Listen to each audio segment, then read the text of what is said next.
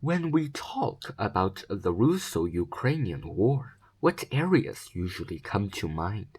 The Republic of Crimea and the federal city of Sevastopol, annexed by Russia on March 18, 2014, or maybe the Donetsk People's Republic, Luhansk People's Republic, Zaporozhye Oblast, and Kherson Oblast, annexed on September 30, 2022.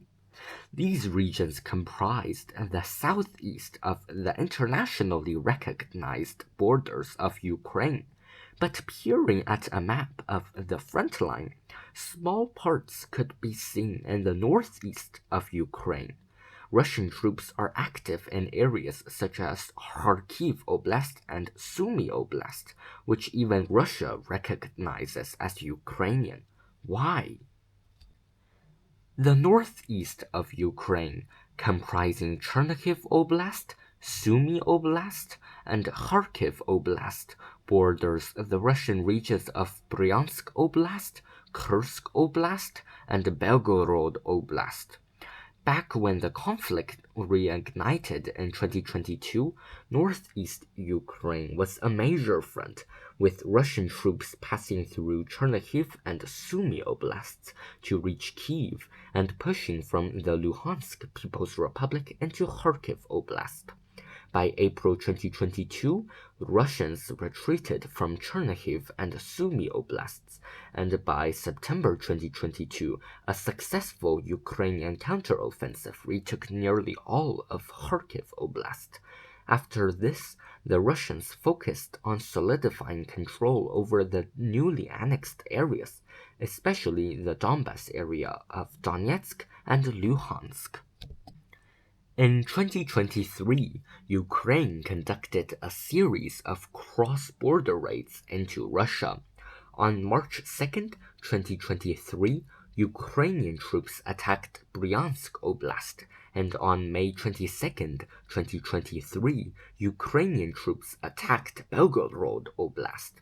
This reignited Russian interest in Ukraine's northeast, since the vast, open, and flat border is easy for intrusions on both sides. On May 10, 2024, Russians attacked Vovchansk in Kharkiv Oblast. On August 6, 2024, Ukrainians launched a major offensive into Kursk Oblast, the largest attack on Russian territory since World War II. This raised serious concerns regarding Russia's border security. The Ukrainians reached as far as 30 kilometers away from the Kursk nuclear power plant, which is only 40 kilometers west from the city of Kursk.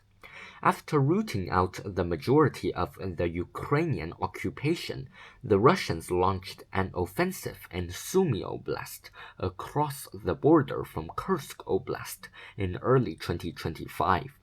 By December 2025 and January 2026, the Russians began a series of cross-border incursions in the Sumy and Kharkiv Oblasts.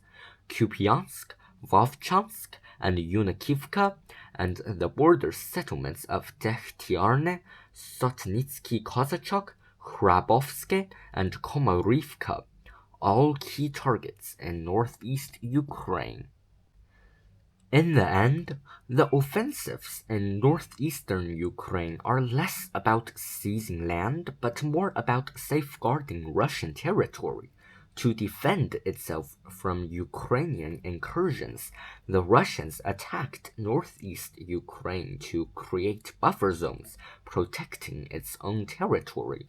Instead of an act of aggression, one could argue that the Russian advances in northeast Ukraine are for its own national defense rather than pure aggression. Therefore, this is why Russian troops are also fighting sporadically in northeast Ukraine. If you have any thoughts below, comment. Check out my playlist of videos regarding the Russo-Ukrainian conflict. Subscribe for more hidden corners of the world.